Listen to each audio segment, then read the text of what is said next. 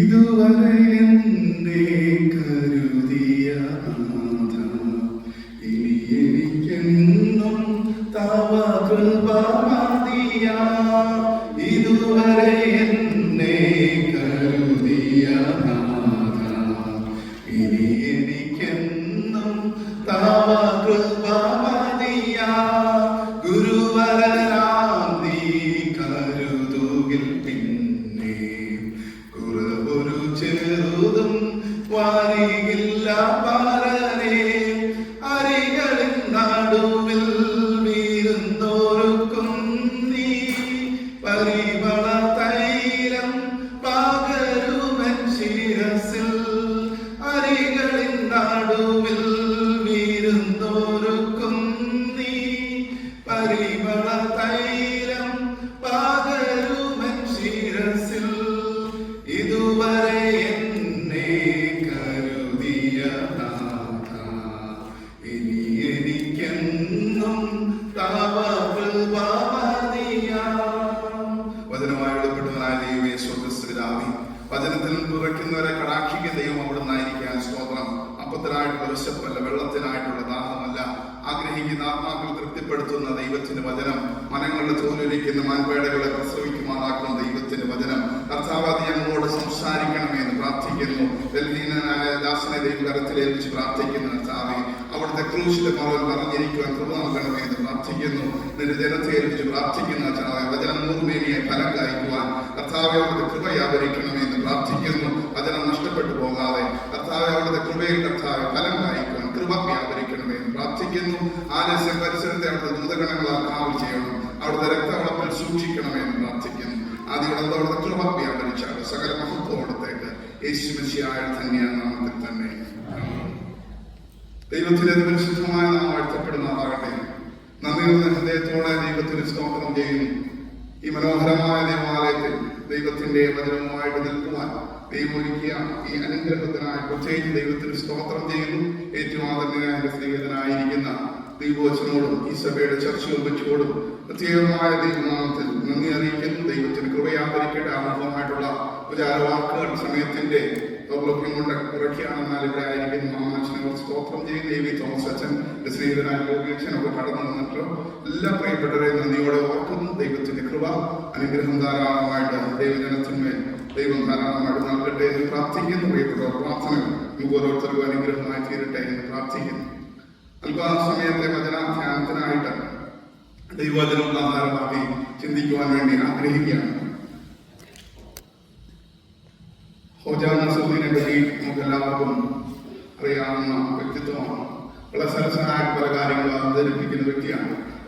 അദ്ദേഹം പല കാര്യങ്ങളും നർമ്മരസമായിട്ട് പറഞ്ഞിരുന്നെങ്കിലും അദ്ദേഹത്തിന് പ്രസംഗിക്കുന്നതിന് വലിയ താല്പര്യമില്ലാത്തൊരു വ്യക്തിയായിരുന്നു. എന്നാൽ ജനങ്ങൾ നിർബന്ധിച്ച് അദ്ദേഹത്തെ ഒരു വേദിയിലേക്ക് പ്രസംഗിക്കുവാനായിട്ട് തള്ളിക്കയറ്റുമ്പോൾ അദ്ദേഹം ചോദിക്കുകയാണ്, ഞാൻ പ്രസംഗിക്കാൻ പോകുന്ന വിഷയം എന്താണെന്ന് നിങ്ങൾക്കറിയാമോ? അപ്പോൾ അവർ പറയുന്നു, ഞങ്ങൾക്ക് അറിഞ്ഞുകൊള്ളു. അപ്പോൾ ഹോജ പറയുന്നു, നിങ്ങൾക്ക് അറിയത്തില്ലെങ്കിൽ ഞാൻ പ്രസംഗിച്ചിട്ട് കാര്യമില്ല, അതുകൊണ്ട് ഇന്ന് പ്രസംഗിക്കുന്നില്ല എന്ന് പറയുന്നു. വീണ്ടും അടുത്ത ആഴ്ചയിൽ ഹോജയെ നിർബന്ധിച്ചുകൊണ്ട് വേദിയിലേക്ക് തള്ളിവിടുമ്പോൾ അദ്ദേഹം പഴയ ചോദ്യം വീണ്ടും ആവർത്തിക്കുകയാണ്, ഞാൻ എന്താണ് പ്രസംഗിക്കാൻ പോകുന്നതെന്ന് നിങ്ങൾക്കറിയാമോ? അപ്പോൾ ജനങ്ങൾ അറിയാം എന്ന് ഉത്തരം പറഞ്ഞു. അപ്പോൾ ഹോജ പറഞ്ഞു, നിങ്ങൾക്കറിയാം, അതുകൊണ്ട് ഞാൻ പ്രസംഗിക്കുന്നില്ല. വീണ്ടും പതിവ് പോലെ ഹോജയെ നിർബന്ധിച്ച് കയറ്റുമ്പോൾ ജനങ്ങൾ ഒരുക്കത്തോടുകൂടെയായി. അപ്പോൾ പതിവ് ചോദിച്ച് ആവർത്തിച്ച്, ഞാൻ പ്രസംഗിക്കാൻ പോകുന്ന എന്താണെന്ന് അറിയാമോ? അപ്പോൾ പകുതി പേര് അറിയാമെന്നും പകുതി പേര് അറിയത്തില്ല എന്നും പറഞ്ഞു. അപ്പോൾ ഹോജ പറഞ്ഞു, അറിയാവുന്നവർ അറിയാത്തവർക്ക് പറഞ്ഞു കൊടുക്കട്ടെ, ഞാൻ പ്രസംഗിക്കാൻ. ഇന്ന് ഹൂസ്റ്റണിൽ വന്നിട്ട് നിങ്ങളെ ഞാൻ പ്രത്യേകിച്ച് പഠിപ്പിക്കേണ്ട കാര്യം ഞാൻ ആദ്യം തന്നെ അച്ഛന് ഓർമ്മിച്ചു.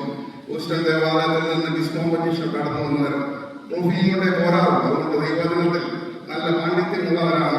അതുകൊണ്ട് അർപ്പണം കൊണ്ടുപോകുന്ന കുഞ്ഞാടിനെ പറയാൻ എന്നാൽ ദൈവവചനം നമ്മുടെ ജീവിതത്തിന് അനുഗ്രഹമായി തീരട്ടെ എന്ന് പ്രാർത്ഥിക്കാം. അതുകൊണ്ട് ചില ചോദ്യങ്ങൾ നിങ്ങളോട് ചോദിക്കാൻ വേണ്ടി ആഗ്രഹിക്കും.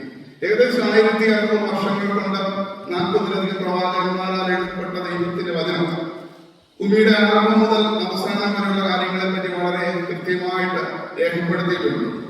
നിങ്ങൾ ഈ ഭൂമിക്ക് എത്ര വർഷം പഴക്കമുണ്ട് എന്നാണ് ചിന്തിക്കുന്നത്? എനിക്ക് ഉത്തരം കൂടെ കേട്ടാന്ന് വഴക്ക് പറയാൻ പറ്റുന്നില്ല. വേദപുസ്തകം അനുസരിച്ച് ഭൂമിക്ക് എത്ര വർഷം പഴക്കമുണ്ട്? 6000. ഉത്തരം വളരെ കറക്റ്റാണ്. 4000 വർഷം. ആദം മുതൽ ക്രിസ്തു വരെ 4000 വർഷവും പിന്നീട് 2027 വർഷം കൂടെ 6025 വർഷം. ഞാൻ ചുമ്മാ ഏകദേശം 6000 വർഷം. സയൻസ് പഠിച്ച നിങ്ങളെല്ലാവരും അത് തന്നെ സമ്മതിക്കുന്നു. അപ്പോൾ അങ്ങനെയാണ് വേദപുസ്തകവും ദൈവവചനം ഒരുമിച്ച് പൊരുത്തപ്പെട്ടു പോകുവാനായിടയാണ്. ആദ്യം ദൈവം ആകാശം നിന്ന് സൃഷ്ടിച്ചു. പിന്നെന്താ സംഭവിച്ചു? ഭൂമി പാഴായി ശൂന്യമായിരുന്നു. ദൈവം പാഴ് ശൂന്യമായിട്ടുള്ള എന്തെങ്കിലും സൃഷ്ടിക്കുമെന്ന് നിങ്ങൾ കരുതുന്നു? ദൈവം സൃഷ്ടിച്ച എന്തെങ്കിലും മോശമായിട്ടുണ്ടോ? ഇല്ല. അപ്പോൾ പണ്ഡിതന്മാർ അഭിപ്രായമാണ്, എന്റെ അഭിപ്രായമാണ്, ഭൂമി പാഴി ശൂന്യമായി തീർന്നു എന്നുള്ളതാണ്.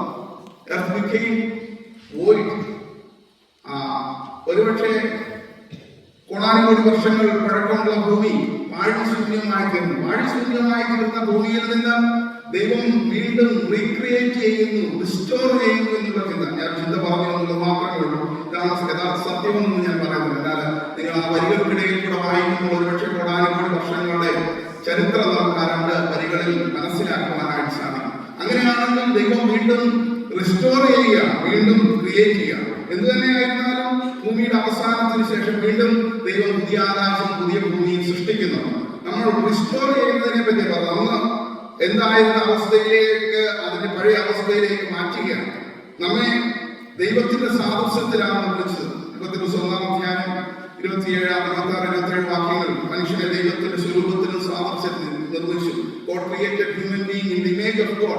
In the image of God he created the male and female. എന്നാൽ നാം ദൈവത്തിന്റെ രൂപത്തിലാണോ ഇരിക്കുന്നതെന്ന് ചോദിച്ചാൽ എന്തോ വികലതകൾ വന്നിട്ടുണ്ട് എന്നുള്ളത് സത്യമാണ്. എന്നാൽ ഇതിനെ മാറ്റി തിരികെ പഴയ അവസ്ഥയിലേക്ക് മാറ്റിച്ചേർക്കുന്നതിനാണ് റിസ്റ്റോർ ചെയ്യുക എന്നുള്ളത്. അച്ഛൻ എന്നോട് ഒരു ഫോട്ടോ കാണുന്നത് ഞാൻ പാട്ടൊക്കെയുള്ള ഫോട്ടോയാണ് ഉള്ളത്. അച്ഛൻ ഒത്തിരി പണിപ്പെട്ടാണ് അത് പാട്ടൊക്കെ മാറ്റിയത്, എന്നെ എത്ര സുന്ദരമാക്കി തീർന്നത്. അത് നമ്മളെ രൂപാന്തരപ്പെടുത്തുകയാണ്.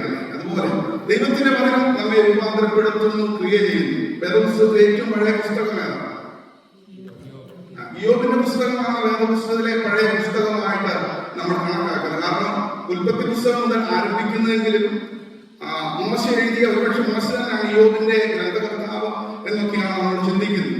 ഇയ്യോബിന്റെ പുസ്തകം വളരെ ആനുകാലിക പ്രസക്തിയുള്ള ഒരു ഗ്രന്ഥമായിട്ട് നമുക്ക് കാണുവാനായിട്ട് സാധിക്കും. ഈ ലോകത്തിന്റെ സൃഷ്ടിയെ പറ്റിയൊക്കെ വളരെ കൃത്യമായിട്ട് ദൈവവചനത്തിൽ നമ്മളിന്ന് വായിച്ച വേദഭാഗത്തിൽ രേഖപ്പെടുത്തിയിട്ടുണ്ട്. വേഗത്തിൽ ചില വേദഭാഗങ്ങളൊന്ന് ഓടിച്ചു വായിച്ച് മുന്നോട്ട് പോകണം. സമയം വളരെ ചുരുക്കമായതുകൊണ്ട് അല്പ സ്പീഡിൽ നമ്മൾ ചിന്തിക്കുകയാണെങ്കിൽ ചില ഭാഗങ്ങൾ നോട്ട് ചെയ്യുന്നെങ്കിൽ അത് തെറ്റില്ല. ഇയ്യോബിന്റെ പുസ്തകം 38-ാം അധ്യായത്തിന്റെ 6-ാം വാക്യം. Job chapter 38:6.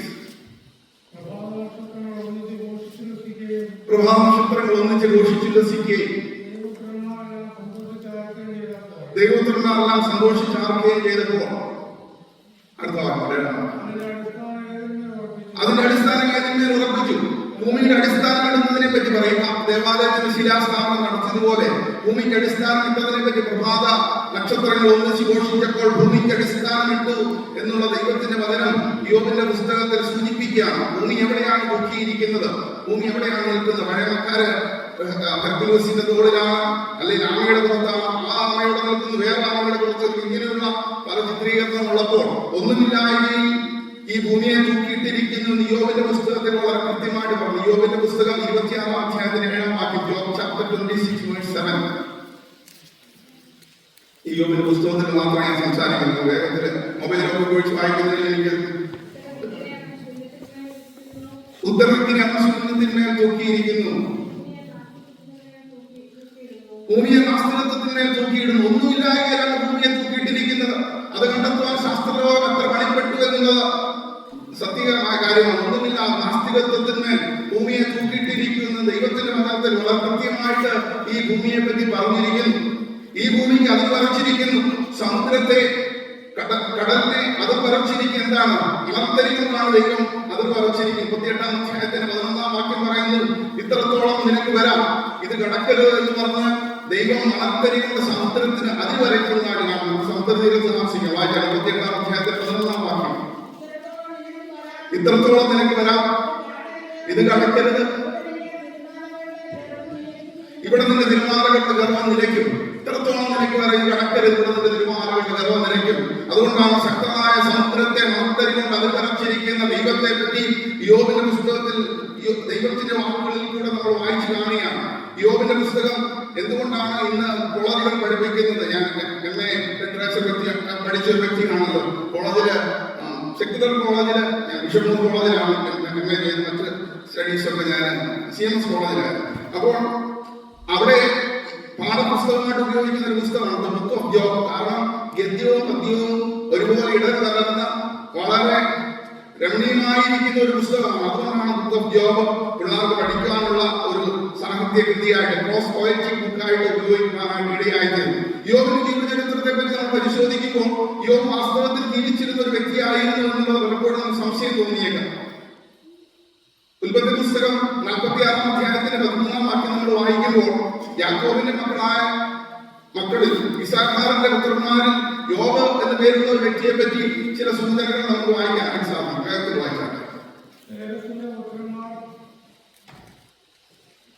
46-13.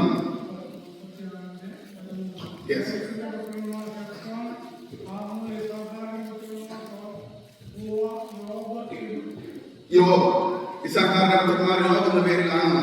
നമ്മൾ യാക്കോബിന്റെ പുസ്തകം 5-ാം അധ്യായത്തിൽ 11-ാം വാക്യം വായിക്കുമ്പോൾ അവിടെ യോബിനെ പറ്റി സൂചിപ്പിച്ചിരിക്കുന്ന പദം യോബ് എന്നുള്ള പദമാണെന്ന് നമുക്കറിയാം. യാക്കോബ്, ജെയിംസ് ചാപ്റ്റർ 5:11. യാക്കോബിന്റെ പുസ്തകം 5-ാം അധ്യായത്തിൽ 11-ാം വാക്യം.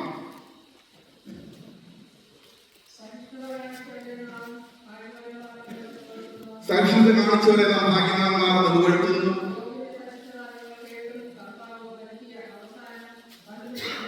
യോബിന്റെ സാക്ഷ്യങ്ങൾ കേട്ട് കർത്താവ് അവസാനം കണ്ടിരുന്നു. യോബ് എന്നുള്ള പേര് കാണും. ഒരുപക്ഷെ യോബാബ് എന്നുള്ള പേരൊക്കെ പല ഭാഗങ്ങൾ ആവർത്തിച്ച് വരുന്നുണ്ട്. യഥാർത്ഥത്തിൽ യോബ് ചരിത്ര പുരുഷനായിരുന്നു എന്നുള്ളൊരു സത്യം പലപ്പോഴും ചോദ്യം ചെയ്യപ്പെടുന്നു. എന്നാൽ യോബ് ചരിത്ര പുരുഷനായിരുന്നു എന്നുള്ളത് നമ്മൾ വേദപുസ്തകത്തിന്റെ മറ്റു താളുകളിൽ കൂടെ ആവർത്തിച്ച് വായിക്കുകയാണ്. എസ്തേർ പ്രവാചകന്റെ പുസ്തകം 1-ാം അധ്യായത്തിൽ 14-ാം വാക്യം നമ്മൾ വായിക്കുമ്പോൾ അവിടെ യോബിനെ പറ്റി ഒരു പരാമർശം നമുക്ക് കാണുവാനായിട്ട് സാധിക്കും. എസ്തേറിന്റെ പുസ്തകം 14-ാം അധ്യായത്തിൽ 14-ാം വാക്യം.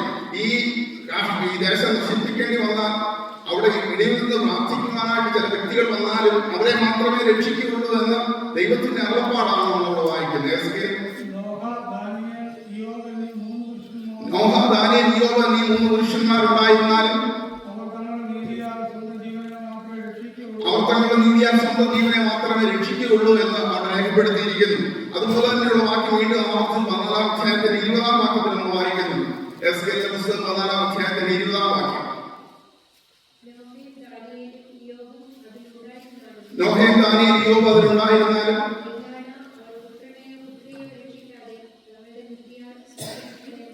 അവർ സ്വന്തം നീതിയാൽ തങ്ങളെ മാത്രമേ രക്ഷിക്കുകയുള്ളൂ എന്ന് ഓർമ്മിക്കുക. അപ്പോൾ വേദപുസ്തകത്തിന്റെ മറ്റു ഭാഗങ്ങൾ യോബിനെ പറ്റി വളരെ കൃത്യമായിട്ട് പരാമർശിച്ചിരിക്കുന്നത് കാണുവാനായിട്ട് സാധിക്കും. പക്ഷേ ഗൾഫ് നാടുകളിൽ നിന്ന് ഇവിടെ വന്ന പല പ്രിയപ്പെട്ടവരും അയ്യൂബ് എന്നുള്ള സ്ഥലം സന്ദർശിച്ചിരിക്കാമെന്ന് ഞാൻ വിശ്വസിക്കുകയാണ്. മസ്കറ്റിൽ നിന്ന് 1600 കിലോമീറ്റർ അകലെ അയ്യൂബ് എന്ന് പറയുന്ന ഒരു സ്ഥലമുണ്ട്. അവിടെ യോബ് ജീവിച്ചിരുന്നതായിട്ട് വിശ്വസിക്കപ്പെടുന്ന ഒരു സ്ഥലമാണ്. ദൈവകൃപയാൽ ആ സ്ഥലം പോയി കാണുവാൻ എനിക്ക് ഭാഗ്യം ലഭിച്ചിട്ടുണ്ട്.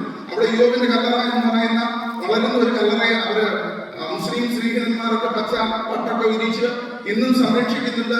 യോബ് നടന്നുപോയെന്ന് പറയുന്ന കാലടികൾ അവിടെ ഉണ്ട്. എന്നാൽ അതിൽ ഏറ്റവും വലിയൊരു അത്ഭുതം എന്ന് പറയുന്നത് വലിയൊരു മരുഭൂമിയുടെ നടുവിൽ ഒരു വെള്ളമുണ്ട്. അവിടെ മരുഭൂമി വെള്ളം കുടിക്കാൻ പ്രയാസമുള്ള സ്ഥലത്ത് അവിടെ തടാകമുണ്ട്. ആ തടാകത്തിലേക്ക് യോബ് ഇറങ്ങിച്ചെന്നു എന്നൊക്കെ പറയപ്പെടുന്ന സ്ഥലം ഇന്നുമുണ്ട് എന്നത് ഓർമ്മിപ്പിക്കാം. അതുകൊണ്ട് ഞാൻ ഓർമ്മിച്ച് ചരിത്രപരമായിട്ടും വേദപുസ്തകപരമായിട്ടും ഒക്കെ യോബിനെ പറ്റിയുള്ള സൂചനകൾ നമുക്ക് കാണുവാനായിട്ട് സാധിക്കും എന്നുള്ളത് ഓർമ്മിപ്പിക്കാം.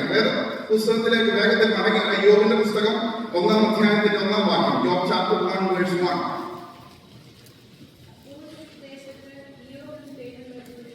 ഊസ് ദേശത്ത് ഇയ്യോബ് എന്ന പേരുള്ള ഒരു പുരുഷനുണ്ടായിരുന്നു.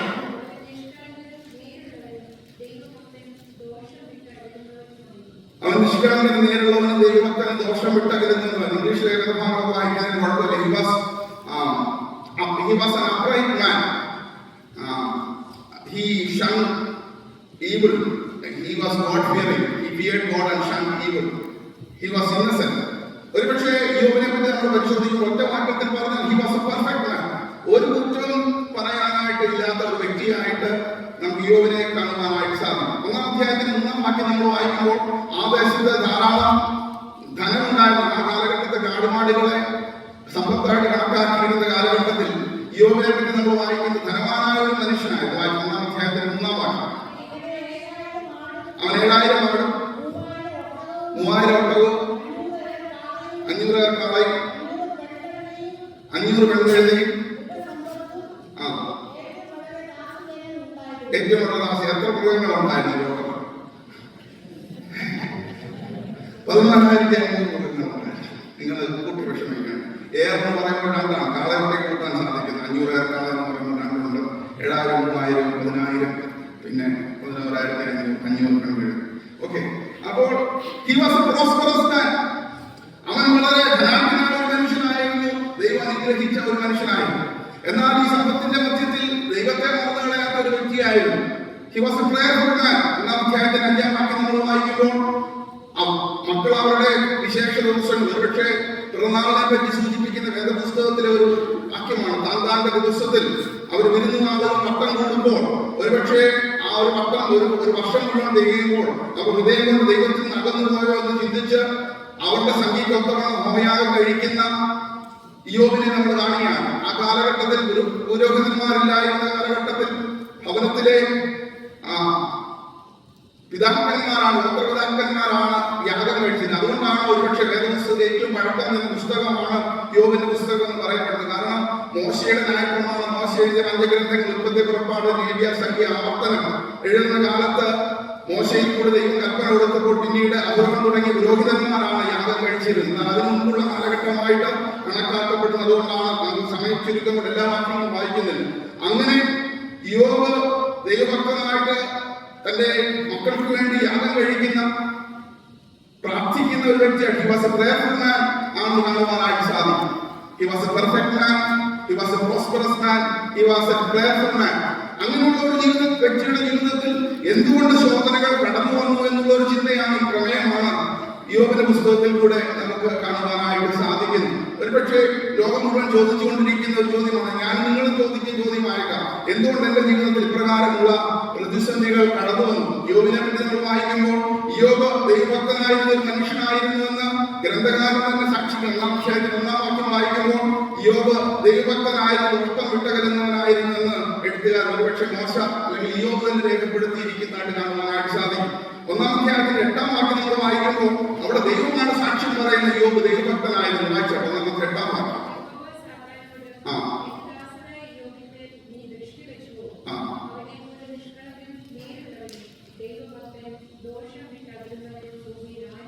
അവനെക്കൂടെ നിഷ്കളങ്കന് നേരുള്ളവന് ദോഷം വിട്ടകലെന്ന് ഭൂമിയിൽ ആരുമില്ലല്ലോ. ദൈവത്തിന്റെ സാക്ഷ്യമാണ്.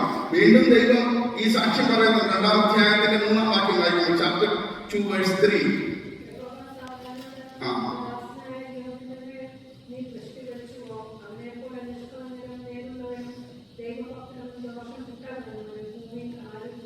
ഒരു വാക്കോട് ദൈവം കൂട്ടിച്ചേർക്കുന്നുണ്ട്. തുടർന്ന് വായിച്ചു. അവൻ തന്റെ ഭക്തി മുറുകെ പിടിച്ചുകൊണ്ടിരിക്കുന്നു. ജീവിതത്തിൽ പ്രതികൂലങ്ങളും നഷ്ടങ്ങളും ഒക്കെ വന്നപ്പോഴും ഭക്തി മുറുകെ പിടിച്ചിരിക്കുന്ന വ്യക്തിയായിട്ട് യോബിനെ നമുക്ക് കാണുവാനായിട്ട് സാധിക്കും. ദൈവം മാത്രമല്ല, സാത്താനും യോബിനെ പറ്റി സാക്ഷ്യം പറയുന്ന ദൈവഭക്തനായിരുന്നു. 1-ാം അധ്യായത്തിന്റെ 9-ാം വാക്യം. The Satan answered the Lord, does Job fear God for nothing? വെറുതെയോ യോബ് ദൈവഭക്തനായിരിക്കുന്നത് സാത്താൻ ചോദിക്കുന്നു. അപ്പോൾ അത് സാത്താനും അത് സമ്മതിക്കുകയാണ്. 2-ാം അധ്യായത്തിന് 9-ാം വാക്യം വായിക്കുമ്പോൾ യോബിന്റെ ഭാര്യ സാക്ഷ്യം പറയുന്നുണ്ട്, യോബ് ദൈവഭക്തനായിരുന്നു. നീ നിന്റെ ഭക്തി മുറുകെ പിടിച്ചുകൊണ്ടിരിക്കുന്നു എന്ന് ചോദിക്കുന്നു. സ്നേഹിതന്മാരും സാക്ഷ്യം പറഞ്ഞു യോബ് ഭക്തനായി. 4-ാം അധ്യായത്തിന്റെ 6-ാം വാക്യം, ചാപ്റ്റർ 4 verse 6. നിന്റെ ഭക്തി നിന്റെ ആശ്രയമല്ലയോ? അപ്പോൾ നോക്കുക, ദൈവം സാക്ഷ്യം പറയുന്നു, സാത്താൻ പറയുന്നു, ഭാര്യ പറയുന്നു, സ്നേഹിതന്മാർ പറയുന്നു, എഴുത്തുകാരൻ പറയുന്നു, യോബ് ദൈവഭക്തനാണ്. എന്നാൽ ഈ ഭക്തനായ മനുഷ്യന്റെ ജീവിതത്തിൽ എന്തുകൊണ്ട് പ്രതിസന്ധികൾ കടന്നു വരുന്നു എന്നുള്ളതാണ് ഇവിടെ ചോദ്യചിഹ്നമായിട്ട് നിലനിർത്തുവാനായിട്ട് ഇടയായത്. എന്നാൽ യോബ് തന്റെ ജീവിതത്തെ ശോധന ചെയ്യുന്നു. സ്നേഹിതന്മാർ കടന്നു വന്ന് ശോധനയിൽ കൂടെ കടന്നു പോകുന്നു. ദൂതന്മാരുടെ അടുക്കൽ സാത്താൻ കടന്നു എന്ന് യോബിനെ പരീക്ഷിക്കുവാനായിട്ട് അവസരം ചോദിക്കുകയാണ്. ദൈവം ആദ്യം അനുവദിക്കുന്നു, അവന്റെ വസ്തുവകളെ തൊടുവാനായിട്ട് അനുവദിക്കുന്നു. അപ്പോഴാണ് പ്രതിസന്ധികൾ കൊടുങ്കാറ്റുകൾ അടിക്കുവാനായിട്ട് ഇടയായിത്തീരുന്നത്. 1-ാം അധ്യായത്തിന്റെ 19-ാം വാക്യം, ചാപ്റ്റർ 1 വേഴ്സ് 19.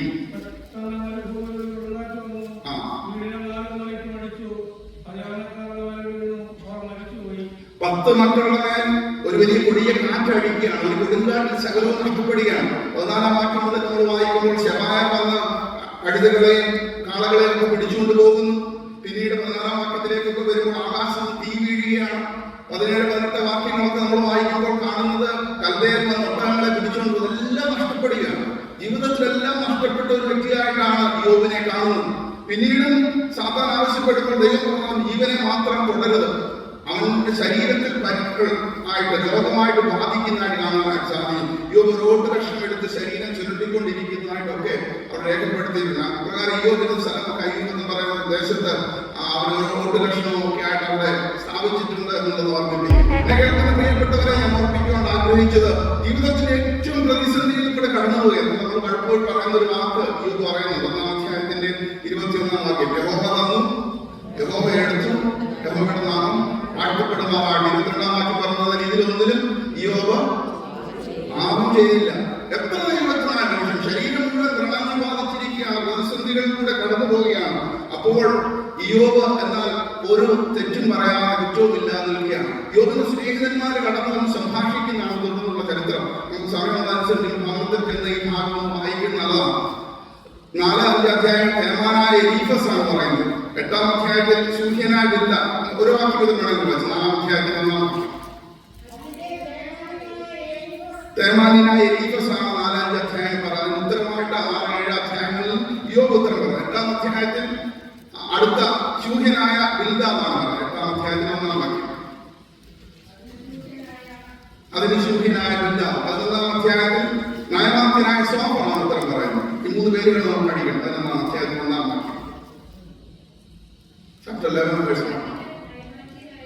നയമാന്യനായ സോഫർ, തേമാനായ എലീഫസ്, ശൂന്യനായ ബിൽദാദ്, നയമാന്യനായ സോഫർ. ഇവരിങ്ങനെ ചോദ്യങ്ങൾ ചോദിക്കുന്നു, യോബ് ഉത്തരം പറയുന്നു. വീണ്ടും ഒരു റൗണ്ട് കൂടെ ചോദ്യം ചോദിക്കുന്നു, ഉത്തരം പറയുന്നു, അടുത്ത റൗണ്ടിലേക്ക് പോവുകയാണ്. അങ്ങനെ വളരെ ക്രമീകൃതമായ രീതിയിൽ ഈ ചോദ്യോത്തരങ്ങൾ നടക്കുകയാണ്. അവര് ചോദ്യം ചോദിച്ച് യോബ് കുറ്റക്കാരനാണെന്ന് വരുത്തുവാനായിട്ട് ശ്രമിക്കുകയാണ്. എന്നാൽ യോബ് തന്റെ ജീവിതത്തിൽ ലഭിച്ച ചില ദർശനങ്ങളിൽ ഉറച്ചു നിൽക്കുവാനായിട്ട് സാധിക്കുന്നു. യോബിന്റെ ജീവിതത്തിൽ പ്രതികൂലങ്ങളൊക്കെ കടന്നു വരുമ്പോഴും യോബ് വളരെ കൃത്യമായിട്ട് സത്യസന്ധനായിട്ട് നിലനിൽക്കുകയാണ്. തേമാനായ എലീഫസ് പറയുന്നത്, നിന്റെ പാപങ്ങൾ നിമിത്തമാണ്, വെറുതെ നിഷ്കളങ്കനായ ഒരിക്കലും നശിച്ചു പോയിട്ടില്ല എന്ന് പറയുന്നു. 4-ാം അധ്യായത്തിന്റെ 7-ാം വാക്യം, ചാപ്റ്റർ 4 വേഴ്സ് 7. നിർദോഷിയായി നശിച്ചവനാണ്,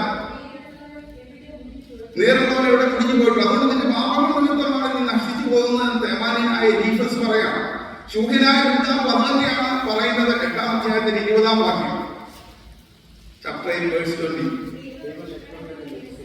ദൈവം നിഷ്കളങ്കനെ നിരസിക്കുകയില്ല,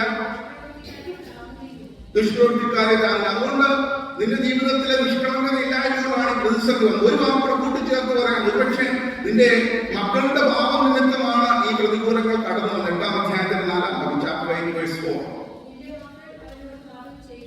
നിന്റെ മക്കൾ ദൈവത്തോട് പാപം ചെയ്തെങ്കിൽ അവരെ അതിക്രമങ്ങൾ കേൾപ്പിച്ചു പറഞ്ഞു. ഒരുപക്ഷെ നിന്റെ പാപമാണ്, നിന്റെ മക്കളുടെ പാപമാണ് ഈ പ്രതികൂലത്തിന് അടിസ്ഥാനമായിട്ട് കടന്നു വന്നതെന്ന് പറയും. തേമാനായ എലീഫസ്, നിന്റെ പ്രവർത്തികൾ മൂലമാണ് ഈ പ്രതികൂലം വരുന്നത്. ശൂന്യനായ ബിൽദാദ് പറഞ്ഞു, നിന്റെ തലമുറകൾ മൂലമായിരിക്കാമെന്ന് പറയുകയാണ്. നയമാന്യനായ സോഫർ പറയുന്നത്, ഒരുപക്ഷെ നിന്റെ വാക്കുകൾ കൊണ്ട്, നീ പറയുന്ന വാക്കുകളാണ് നിന്നെ അപകടത്തിൽ ചാടിക്കുന്നത്. 11-ാം അധ്യായത്തിന്റെ 2-ാം വാക്യം, ചാപ്റ്റർ 11 വേഴ്സ് 2.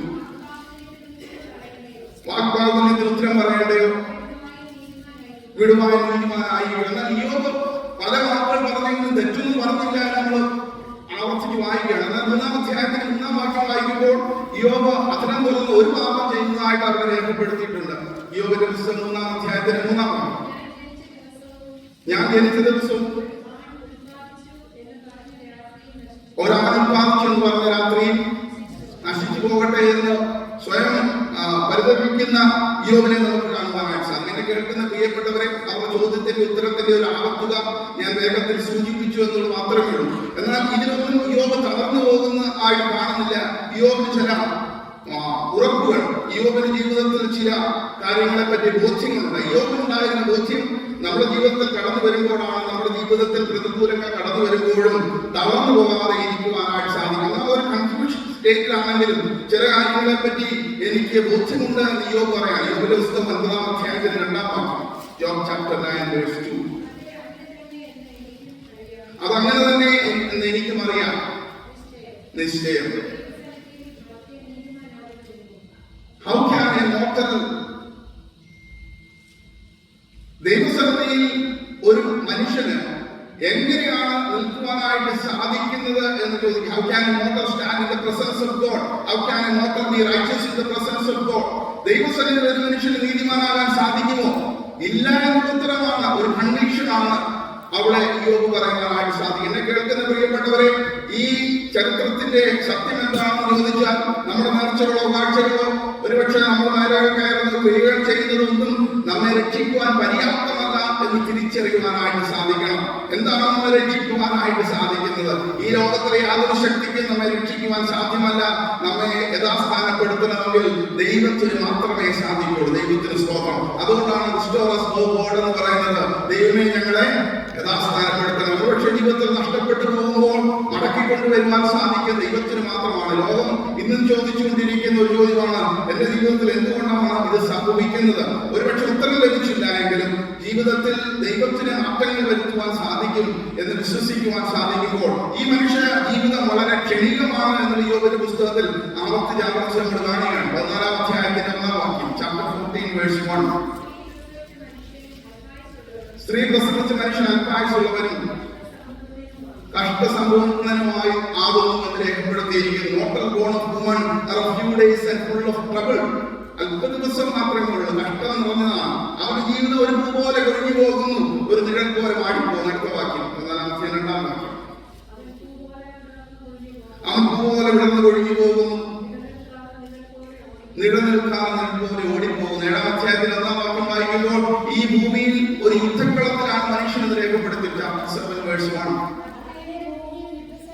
മർത്തിന ഭൂമിയിൽ യുദ്ധസേവയിലെയോ അവന്റെ ജീവിതം ഒരു നെയ്ത്തോടത്തിന് മേഖലയാണ്. നെയ്ത്തോടം നെയ്യുന്ന ആ നെയ്ത്തുശാലയിൽ ഷട്ടിൽ അങ്ങോട്ടും ഇങ്ങോട്ടും ഓടുന്ന ഷട്ടിലിനേക്കാൾ വേഗത്തിലാണ് മനുഷ്യന്റെ ജീവിതം എന്ന് ഓർമ്മിപ്പിക്കുക. 7-ാം അധ്യായത്തിൽ 6-ാം വാക്യം,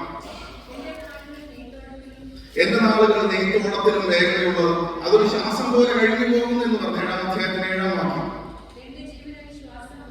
എന്റെ ജീവൻ ഒരു ശ്വാസം മാത്രം. എന്നെ കേൾക്കുന്ന പ്രിയപ്പെട്ടവരെ, മനുഷ്യ ജീവിതത്തിന്റെ ക്ഷണികതയെ പറ്റിയാണ് സൂചിപ്പിക്കുന്നത്. നിത്യനായ ദൈവത്തോട് ക്ഷണികനായ മനുഷ്യൻ ചോദിക്കുക, മനുഷ്യൻ ദൈവസന്നിധിയിൽ നിന്ന് വാദിക്കുവാൻ പോലും സാധ്യമല്ല. ദൈവത്തിന് അവൻ ഓർമ്മിപ്പിക്കുന്നു. ദൈവത്തിന് ചില പദ്ധതികളുണ്ട്. എന്നാൽ ഈ തിരിച്ചറിവ് ഒന്നാമത് യോബ് മനസ്സിലാകുന്നത്, എന്റെ ജീവിതത്തെ രക്ഷിക്കുവാൻ എനിക്ക് സാധ്യമല്ല. എന്നാൽ യോബിന്റെ ബോധ്യം രണ്ടാമത് നമ്മൾ വായിക്കുന്ന 19-ാം അധ്യായത്തിന്റെ 25-ാം വാക്യമാണ്, ചാപ്റ്റർ 19:25. എന്നെ വീണ്ടെടുക്കുന്നവൻ ജീവിച്ചിരിക്കുന്നുവെന്നും അവനൊടുവിൽ കൊടിമേൽ നിൽക്കുമെന്നും ഞാൻ അറിയുന്നു. എന്നെ വീണ്ടെടുക്കുന്നവർ വീണ്ടെടുക്കുകയായിരുന്നു. ഒരുപക്ഷെ എന്റെ ശരീരം നശിച്ചു പോയാലും, എന്റെ ജീവിതത്തിന്റെ സമ്പത്തോ സ്ഥാനമാനങ്ങളൊക്കെ നഷ്ടപ്പെട്ടു പോയാലും, എന്നെ വീണ്ടെടുക്കുന്ന ഒരു വീണ്ടെടുക്കുകയായി എന്നെ വീണ്ടെടുക്കുന്ന വീണ്ടെടുപ്പുകാരനുണ്ട്. ദൈവത്തിന് സ്തോത്രം. എന്നെ കേൾക്കുന്ന പ്രിയപ്പെട്ട എന്റെയും നിങ്ങളുടെയും ജീവിതത്തിൽ ഈ ഒരു ബോധ്യമാണ് വേണ്ടത്. ജീവിതത്തിൽ എന്തെല്ലാം നഷ്ടപ്പെട്ടു പോയാലും കർത്താവിന്റെ ജീവിതത്തിൽ കൂടെ ഉണ്ടെങ്കിൽ എന്നെ വീണ്ടെടുക്കുന്ന ഒരു വീണ്ടെടുപ്പുകാരനുണ്ട്. ഇവിടെ മാത്രമല്ല, ഞാൻ മണ്ണിൽ പൊടിയായിട്ട് അമർന്നു പോയാലും ആ പൊടിയിൽ നിന്ന് മടക്കി വിളിക്കുന്ന ഒരു ദൈവമുണ്ട് എന്റെ ജീവിതത്തിൽ. അതുകൊണ്ട് ഈ കാര്യം ഒന്ന് എഴുതി വെച്ചെങ്കിൽ കൊള്ളായിരുന്നു. യോബ് പറയുന്ന ആ കാലഘട്ടത്തിൽ എഴുത്ത് കണ്ടുപിടിച്ചിട്ടുണ്ടോ എന്നുള്ള ചോദ്യം ചിഹ്നമായിരിക്കുന്ന കാലഘട്ടത്തിൽ പോലും എന്റെ വാക്കുകൾ പാറയിൽ ഒത്തിവെച്ചാൽ കൊള്ളായിരുന്നു എന്ന് പറയാം. ആ കാലഘട്ടത്തിൽ പേപ്പറിൽ എഴുതുന്ന കാര്യമാണ് സൂചിപ്പിച്ചത്. പാറയിൽ ഒത്തിരിക്കാൻ പറയാം. 23-ാം വാക്യം, അങ്ങനെയോ എന്റെ വാക്കുകളൊന്ന് എഴുതിയെങ്കിൽ ഒരു പുസ്തകത്തിൽ കുറിച്ച് വെച്ചെങ്കിൽ കൊള്ളായിരുന്നു. 24-ാം വാക്യം, അവയിൽ ജീവൻ കൊണ്ട് പാറയിൽ സദാകാലത്തേക്ക് കുത്തിവെച്ചെങ്കിൽ കൊള്ളായിരുന്നു. യോബ് പറയുകയാണ്, ഇതൊക്കെ ഒന്ന് എഴുതി വെച്ചിരുന്നെങ്കിൽ എത്ര നന്നായിരുന്നു എന്ന് പറയാണ്. എന്നെ വീണ്ടെടുക്കുന്ന വീണ്ടെടുപ്പുകാരൻ ജീവിച്ചിരിക്കുന്നു. എന്നെ കേൾക്കുന്ന ദൈവഹിതത്തിന്റെ അടിസ്ഥാനം ഇതാണ്. പാപത്തിന്റെ അഗാധയിൽ നിബന്ധിച്ചു പോയ മനുഷ്യവർഗത്തെ യേശു കർത്താവ് തന്റെ സ്വന്തം രക്തത്താൽ വീണ്ടെടുത്തു എന്നുള്ളതാണ് ദൈവവചനത്തിനുള്ള സത്യമായിട്ട് യോബിന്റെ പുസ്തകം 19-33 വാക്യത്തിലൊക്കെ വീണ്ടെടുക്കുകാരനെ പറ്റിയുള്ള സൂചന കൊടുക്കുമ്പോൾ ദൈവത്തിന്റെ വചനം ഓർമ്മിപ്പിക്കുന്ന വീണ്ടെടുക്കുന്നവൻ ക്രിസ്തുവാണ്. ഒരിക്കലും ഒരു ചെറിയ ബാലൻ ഒരു മനോഹരമായ ഒരു ചെറിയ ബോട്ടുണ്ടാക്കി തൊട്ടടുത്തുള്ള നദിയിൽ ഒഴുക്കി കളിക്കുകയായിരുന്നു, ചെറിയ തോട്ടിൽ. എന്നാൽ ഒരുപക്ഷെ അതിന് കെട്ടഴിഞ്ഞ് അത് ഒഴുകിപ്പോകും. അവൻ വളരെ ദുഃഖമാണ്. വളരെ ദിവസങ്ങൾ കൊണ്ട് അവൻ പണിപ്പെട്ട് ഉണ്ടാക്കിയ ഒരു ബോട്ടാണ്. എന്നാൽ കുറച്ച് ദിവസങ്ങൾ കഴിഞ്ഞ് അവൻ ആ തൊട്ടടുത്തുള്ള പട്ടണത്തിൽ ആ തെരുവിൽ കൂടെ നടക്കുമ്പോൾ അവിടെ ഒരു ഷോപ്പിൽ തന്റെ ബോട്ട് ഇരിക്കുന്നതായിട്ട് കാണുന്നു. അവനെ കടക്കാരനൊക്കെ എന്ന് പറയുന്നത് എന്റെ ബോട്ടാണ്, ഞാൻ കഷ്ടപ്പെട്ടുണ്ടാക്കിയ ബോട്ടാണ്, എനിക്കത് തിരിച്ചു തരണം. അപ്പോൾ ആ കടക്കാരൻ പറയുന്നത് ഒരുപക്ഷെ അതിന്റെ ബോട്ടായിരിക്കാം, ഞാൻ ഇത് പണം കൊടുത്ത് ഒരു വ്യക്തിയുടെ കയ്യിൽ മേടിച്ചിവിടെ വെച്ചതാണ്. അപ്പോൾ ആ കടക്കാരനോട് അവൻ പറയുന്നു, ഈ ബോട്ട് മാത്രം കൊടുക്കരുത്, എനിക്ക് തന്നെ തരണം. വീണ്ടും ഈ ബാലൻ മടങ്ങി വന്ന് തുടർന്നുള്ള അധ്വാനത്തിന് ദിനങ്ങളായിരുന്നു. വളരെ പ്രയാസപ്പെട്ട് കഷ്ടപ്പെട്ട് ധനം സമ്പാദിച്ച് അവൻ തിരികെ ആ സ്ഥാപനത്തിൽ ചെന്ന് തന്റെ നഷ്ടപ്പെട്ടു പോയ ബോട്ട് വീണ്ടും വാങ്ങുന്നു. ഒരിക്കൽ സ്വന്തമായിരുന്നത് നഷ്ടപ്പെട്ടു പോയത് അതിനെ വീണ്ടും വില കൊടുത്ത് വാങ്ങും. അതിനെയാണ് വീണ്ടെടുപ്പ് എന്ന് പറയുന്നത്. സ്വന്തമായത് നഷ്ടപ്പെട്ടു പോകുന്നു. സ്വന്തമായിരുന്ന ജനത്തെ യേശു കർത്താവ് തന്റെ രക്തത്താൽ വിലയ്ക്ക് വാങ്ങുവാനിടയായി. എന്നെയും നിങ്ങളെയും വീണ്ടെടുക്കുന്ന ഒരു കർത്താവ്. വീണ്ടെടുക്കുവാൻ എന്നുള്ള സാമ്പത്തികം ഉണ്ടാകണം, അതിനുള്ള മനസ്സുണ്ടാകണം, അതിനുള്ള സാഹചര്യം ഉണ്ടാകണം. അപ്രകാരം വീണ്ടെടുക്കുവാനെ പറ്റി രൂത്തിന്റെ പുസ്തകത്തിലും 4-ാം അധ്യായം 3-ാം അധ്യായത്തിലൊക്കെ ആവർത്തിച്ച് വായിക്കും. സമയം ചുരുക്കുമ്പോൾ അങ്ങോട്ട് പോകുന്നില്ല. അതിൽ ഓർമ്മിപ്പിക്കുന്നത് എന്നെ വീണ്ടെടുക്കുന്ന ഒരു വീണ്ടെടുപ്പുകാരനുണ്ട് എന്നുള്ള ബോധ്യം എന്റെയും നിങ്ങളുടെയും ജീവിതത്തിൽ ഉണ്ടാകുവാനായിട്ട് സാധിക്കണം. യോബിന്റെ ജീവിതത്തിൽ ആ 2 ബോധ്യങ്ങൾ മാത്രമല്ല ഉണ്ടായത്. യോബിന്റെ ജീവിതത്തിൽ എല്ലാം ഒരു കൊടുങ്കാറ്റിൽ നഷ്ടപ്പെട്ടെങ്കിൽ അതെല്ലാം മടക്കി തരുവാനായിട്ട് ദൈവം ഒരു ചുഴലിക്കാറ്റിൽ മടങ്ങി വരുന്നു. 38-ാം അധ്യായം വായിച്ചു തുടങ്ങി. 38-ാം അധ്യായത്തിൽ 1-ാം എബി തോമസിന്റെ 38 വർഷം അച്ഛൻ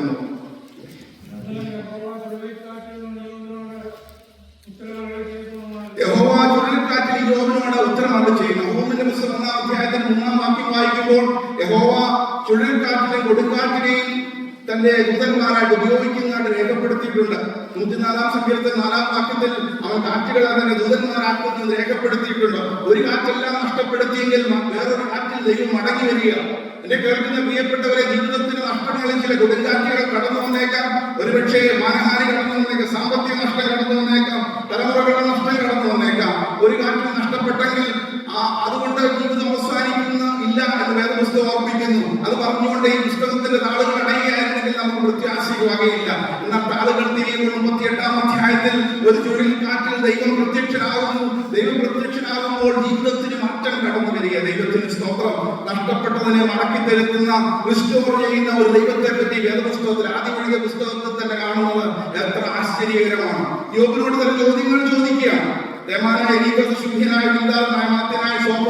സംസാരിച്ച് പരാജയപ്പെട്ട് കഴിയുമ്പോൾ ചെറുപ്പക്കാരനായ എലീഹു എഴുന്നേൽക്കുന്നു. 32-ാം അധ്യായം മുതൽ 37-ാം അധ്യായം വരെ യോബിന്റെ കുറവുകളെ പറ്റി എലീഹു ബോധ്യപ്പെടുത്തുന്നുണ്ട്. പ്രായം സംസാരിക്കട്ടെ എന്നൊക്കെ ചിന്തിച്ചിരിക്കുകയാണ്. എന്നാൽ എന്റെ ഉള്ളം പൊട്ടുന്ന ഭരണി പോലെയാണ്. 32-ാം അധ്യായത്തിൽ 10-ാം വാക്യത്തിലൊക്കെ പറഞ്ഞു. എലീഹുവാണ് ചില കാര്യങ്ങൾ ബോധിപ്പിക്കുവാനിടയാണ്. ചില പരീക്ഷണങ്ങൾ കൂടെ കടന്നു പോകുന്നത് എന്തിനാണ്? ജീവിതത്തെ ശോധന ചെയ്യുവാനായിട്ടും അത് പൊന്നിപോലെ പുറത്തു വരുവാനായിട്ടാണ് എന്നുള്ളത് യോബ് ഓർമ്മിപ്പിക്കുകയാണ്. അതിനുശേഷം യോബ് ഉത്തരം പറയുന്നില്ല. എന്നാൽ സ്വർഗത്തിലെ ദൈവം വന്നിട്ട് യോബിനോട് ചില ചോദ്യം ചോദിക്കുകയാണ്. 38-ാം അധ്യായം മുതൽ 40-ാം അധ്യായം വരെ ചോദ്യം ചോദിക്കുകയാണ്. 1-ാം വാക്യം മുതൽ നമ്മൾ വായിച്ചു കേട്ടല്ലോ. പല ചോദ്യങ്ങൾ ചോദിക്കും. ഈ ഭൂമിക്ക് അടിസ്ഥാനം ഇട്ടപ്പോൾ നീ എവിടെയായിരുന്നു? ഈ ഭൂമിക്ക് അതിമറച്ചപ്പോൾ നീ എവിടെയായിരുന്നു? ചോദ്യങ്ങൾ ചോദിക്കുന്ന ആവർത്തിക്കുന്നത്. ഈ ഭൂമിയിലുള്ള സൂര്യനെ, ചന്ദ്രൻ, നക്ഷത്രങ്ങളെ ഒക്കെ പറ്റിയുള്ള വിശദമായ വിവരങ്ങൾ സമയം ചുരുങ്ങിക്കൊണ്ട് എല്ലാത്തിനും പോകുന്നില്ല. 9-ാം അധ്യായത്തിൽ 9-ാം വാക്യം നമ്മൾ വായിക്കുമ്പോൾ അവിടെ മകീരത്തെ പറ്റി, കാർത്തികയെ പറ്റി ഒക്കെ രേഖപ്പെടുത്തുന്നു. 9-ാം അധ്യായത്തിൽ 9-ാം വാക്യം, ചാപ്റ്റർ 9 വേഴ്സ് 9.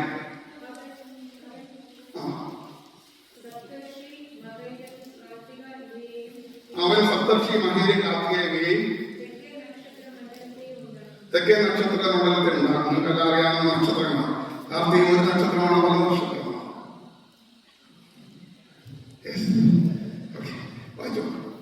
38-ാം അധ്യായത്തിൽ 31-ാം ചാപ്റ്റർ 38 വേഴ്സ് 31. കാർത്തികയുടെ ചങ്ങല നിനക്ക് ബന്ധിക്കുക. അപ്പോൾ ഒരു നക്ഷത്രമല്ല, കാർത്തിക 6 നക്ഷത്രങ്ങൾ ചേരുന്ന ഒരു സമൂഹമാണ്. കാർത്തികയുടെ ചങ്ങല നിനക്ക് ബന്ധിക്കാമോ?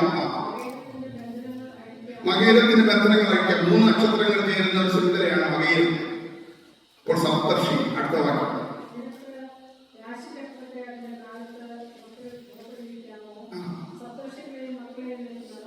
സപ്തർഷികൾ എന്ന് പറയുമ്പോൾ വെരി ഗുഡ്, മനസ്സിലായി. അപ്പൊ ഈ നക്ഷത്രങ്ങളെ പറ്റി ഓർമ്മിപ്പിക്കും. ഇതിനെപ്പറ്റിയൊക്കെ നിനക്ക് വല്ല ബോധ്യമുണ്ടോ എന്നുള്ളത് ചോദിക്കുക. എന്നെ കേൾക്കുന്ന പ്രിയപ്പെട്ടവർ, ഞാനും നിങ്ങളും അറിയാതെ ഇരിക്കുമ്പോൾ ഈ ഭൂമിയുടെ എല്ലാ അവസ്ഥകളെയും തിരിച്ചറിയുന്ന ഒരു ദൈവത്തെ പറ്റി സൂചിപ്പിക്കുകയാണ്.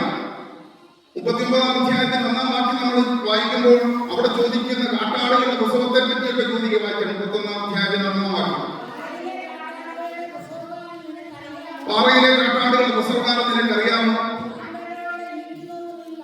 മാൻപേടകൾ ഈറ്റുന്നത് നിനക്ക് കാണുന്നു. 29-ാം സംഖ്യയിൽ 9-ാം വാക്യം അച്ഛൻ ഇത് ഉദ്ധരിച്ചു. ആ മാൻപേടകളെ എന്താ അതിനർത്ഥം? ദൈവത്തിന്റെ ശബ്ദത്തെ പറ്റി പറയാം. മാൻപേടകളെ വളരെ വേദനയോടുകൂടി ഇരിക്കുന്ന മാൻപേടയ്ക്ക് ദൈവത്തിന്റെ ശബ്ദം കേൾക്കുമ്പോൾ സുഖകരമായ രസമുണ്ടാകും. ദൈവത്തിന്റെ സ്തോത്രം. അതിന് വേദന മാറുകയാണ്. മാൻപേടകളെ പ്രസവിക്കുമാറാക്കും ദൈവം. ഏതോ ഒരറ്റത്തിരുന്ന് ഒരു കാക്കക്കുഞ്ഞ് ലോകത്തിന്റെ അറ്റത്തിൽ നിലവിളിക്കുമ്പോൾ അതിന്റെ ശബ്ദം കേട്ട് അതിന് തീർത്ത് എത്തിച്ചു കൊടുക്കുന്ന ഒരു ദൈവമുണ്ട്. ഈ ലോകത്ത് കോടാനുകൂടി ജനങ്ങളുണ്ട്, 700 കോടിയിലധികം ജനങ്ങളൊക്കെ ഉണ്ട്. എന്നാൽ ഏതെങ്കിലും ഒരു അറ്റത്ത് ക്രാക്കാന്ന് പറയുന്ന ഒരു കാക്ക കരയുമ്പോൾ ആ കാക്കയ്ക്കും ആഹാരം കൊടുക്കുന്ന ഒരു ദൈവമുണ്ട്. 38-ാം അധ്യായത്തിൽ 41-ാം വാക്യം.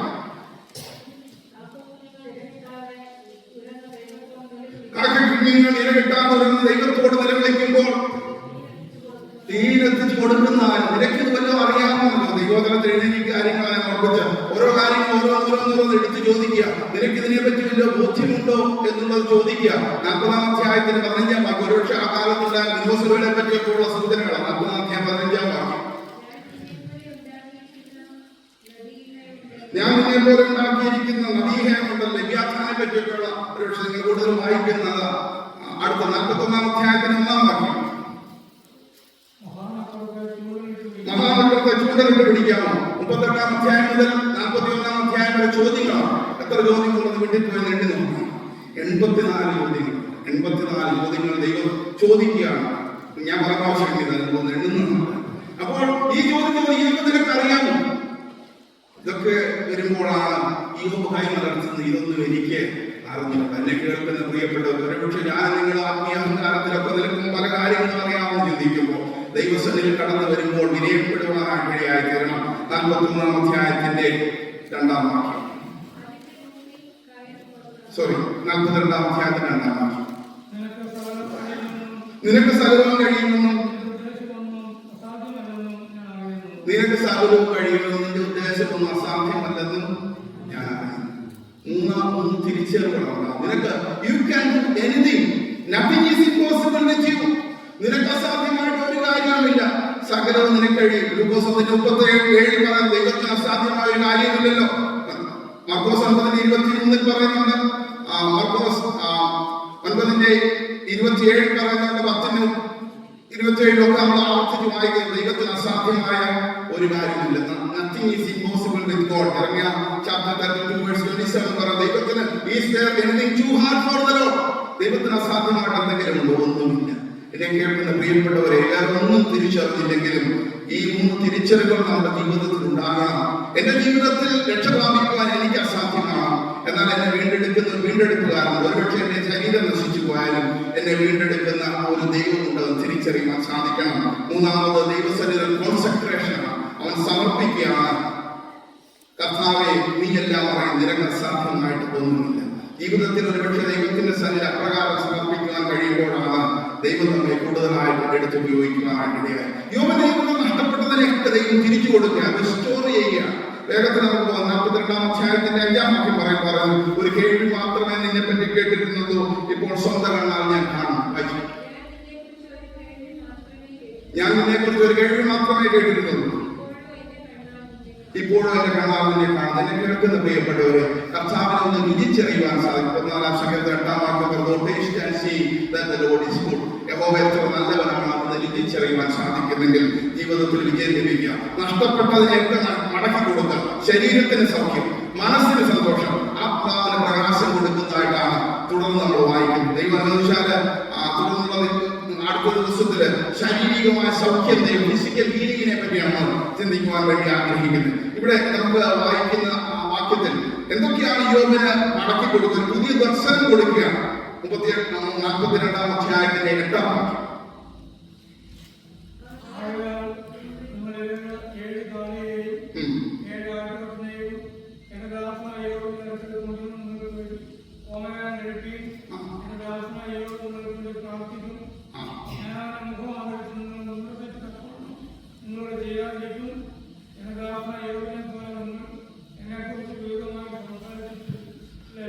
അതുവരെ ഭവനത്തിന് വേണ്ടി യാഗം കഴിച്ചുകൊണ്ടിരുന്ന യോബ് തന്റെ സ്നേഹിതന്മാർക്ക് വേണ്ടി കൂടെ യാഗം കഴിക്കുക. ഒരു സ്പിരിച്വൽ ബ്ലെസ്സിംഗ് ആണ് നടക്കുന്നത്. അവനെ അതിന്റെ വിശാലമാക്കി കൊടുക്കുക.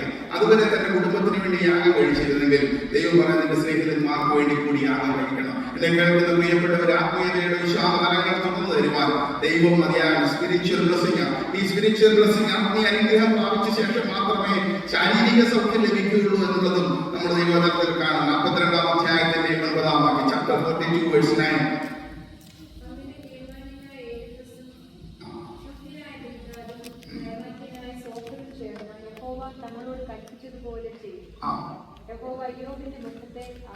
യഹോവ ഇയ്യോബിന്റെ മുഖത്തെ ആദരിച്ചു. ഒരുപക്ഷെ ഇംഗ്ലീഷ് ട്രാൻസ്ലേഷനൊക്കെ മനസ്സിലാക്കുന്നത് ദൈവം മാനിച്ചു എന്നുള്ളതാണ്. എന്നാൽ അതിൽ ലിറ്ററൽ ആയിട്ടുള്ള ചിന്ത പങ്കിടുമ്പോൾ അതുവരെ മുഖത്തും ചുരയും കിണറും ഒക്കെ ആയിരുന്ന ഇയ്യോബിന്റെ മുഖത്തിന് പഴയ സൗന്ദര്യം തിരിച്ചു വന്നെന്ന് ചിന്തിക്കാൻ തെറ്റില്ല.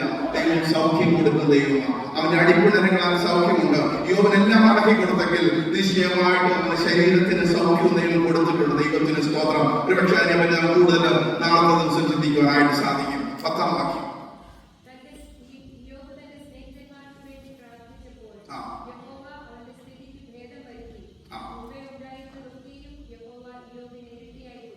ഇരട്ടിയായിട്ട് മടക്കി കൊടുത്തു. He restored the material blessings of Job. English വേദപുസ്തകത്തിൽ നമ്മൾ അങ്ങനെയാണ് കാണുന്നത്. അപ്പോൾ ഫിസിക്കൽ ബ്ലെസ്സിങ്സ് കൊടുക്കുന്നുണ്ട്, സ്പിരിച്വൽ ബ്ലെസ്സിങ്സ് കൊടുക്കുന്നുണ്ട്, മെറ്റീരിയൽ ബ്ലെസ്സിങ്സ് കൊടുക്കുന്നുണ്ട്. ഇതിന്റെ ആ ഓർഡർ ശ്രദ്ധിക്കേണ്ടത്.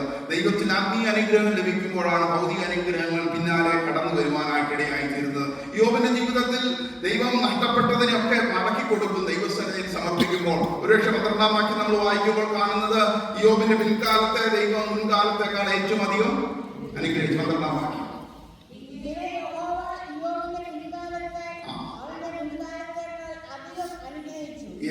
പിൻകാലത്തെക്കാൾ ഏറ്റവും അധികം അനുഗ്രഹിച്ചു. 14-ാം വാക്യം നമ്മൾ വായിക്കുമ്പോൾ ദൈവം മക്കളെ കൊടുത്തു. മക്കളെ എത്ര വെച്ച് കൊടുത്തു? 7 പുത്രന്മാരും ബാക്കി എല്ലാ ആളുകളൊക്കെ 7000 ഉണ്ടായിരുന്നു, 14,000 ആയി. 500 കാളകളായി, 1000 കാളയായി. 500 പെൺകഴുതികളുണ്ടായിരുന്ന 1000 പെൺകഴുതിയായി. ഇപ്പൊ എത്ര ആയി ടോട്ടല്? 23,000. നിങ്ങളൊക്കെ കണക്ക്. എന്നാൽ മക്കളെ ഇറക്കി കൊടുത്തില്ല. കാരണം തന്നെ മക്കളെ ഇറക്കി കൊടുത്താൽ എല്ലാം തിരിച്ചു പോകുമ്പോ എല്ലാം പഴയ പറയാനില്ലേ? അപ്പൊ ദൈവം ഇരട്ടിയായിട്ട് അനുഗ്രഹം കൊടുത്തു. 3 പെൺമക്കളെ കൊടുത്തു. ആമക്കളുടെ പേര് പറയുന്നു, പെൺമക്കളുടെ പേര് പറഞ്ഞു. വായിച്ചു 14-ാം വാക്യം.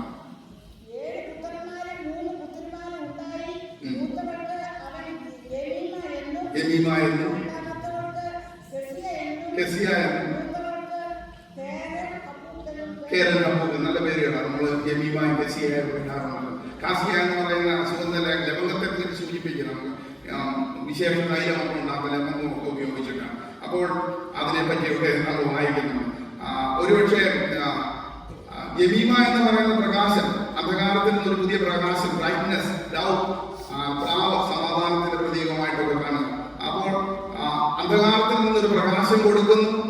ഒരുപക്ഷെ ഒരു സുഗന്ധം പുറപ്പെടുവിക്കുന്ന അനുഭവം. കേരളം കപ്പൂക്കുന്നത് കണ്ണിന് ലേപനമാണ്.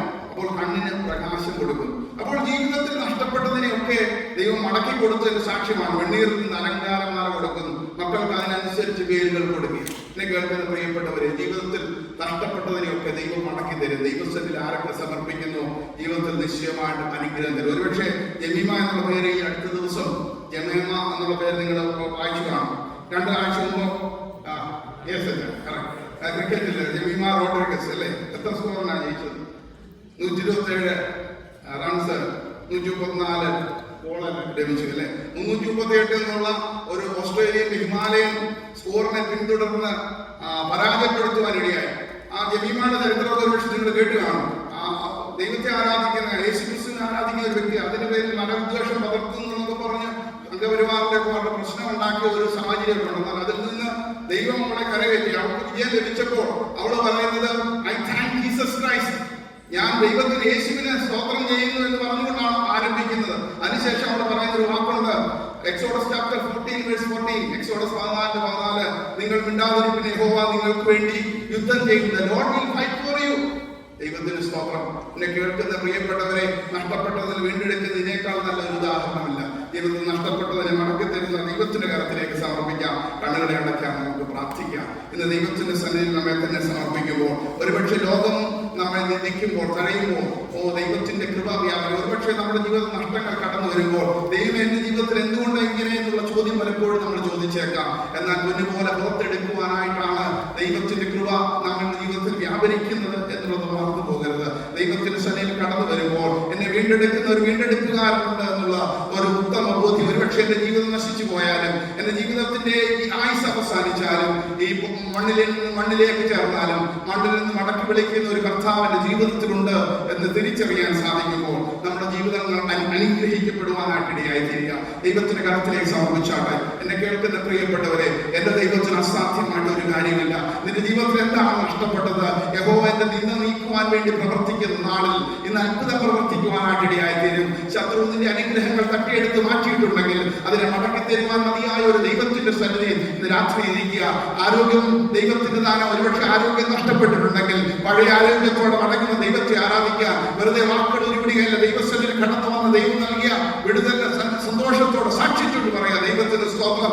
യേശുവിന്റെ നാമത്തിൽ ചില വിടുതലുകൾ ലഭിക്കുവാനായിട്ടിടയായി തീരും. ദൈവത്തിന്റെ സ്തോത്രം. വിശ്വസിച്ച് ആരൊക്കെ സമർപ്പിക്കുന്നു, എന്റെ ദൈവത്തിന് അസാധ്യമായിട്ടൊന്നുമില്ല, വിശ്വസിച്ചാൽ നീ സൗഖ്യം പ്രാപിക്കുവാനായിട്ടിടയായി തീരും. ദൈവത്തിന്റെ സ്തോത്രം. എന്നെ കേൾക്കുന്ന പ്രിയപ്പെട്ടവരെ, നമ്മുടെ സമ്പത്തോ സ്ഥാനമാനങ്ങളോ ഒക്കെ നഷ്ടപ്പെട്ടെങ്കിൽ മടക്കി തരും. രാത്രിയിൽ ആരൊക്കെ ദൈവസന്നിധിയിൽ സമർപ്പിക്കുന്നു, ദേവദാസന്മാർ ഒരുമനപ്പെട്ട് പ്രാർത്ഥിക്കുക. ഞാൻ നിങ്ങൾ ഒരുമനപ്പെട്ട് പ്രാർത്ഥിക്കുക. ദൈവസന്നിധിയിൽ സമർപ്പിക്കുമ്പോൾ വിടുതലുകൾ നൽകുന്ന ഒരു ദൈവം, നഷ്ടപ്പെട്ടതിനൊക്കെ ഇരട്ടിയായിട്ട് മടക്കി തരും ദൈവം. Spiritual blessing, material blessing, spiritual healing, physical healing എല്ലാം നൽകുവാൻ മതിയാ ദൈവത്തിന്റെ കരത്തിലേക്ക് സമർപ്പിച്ചാൽ ഒരു നിമിഷം പ്രാർത്ഥിക്കാൻ പോകുക.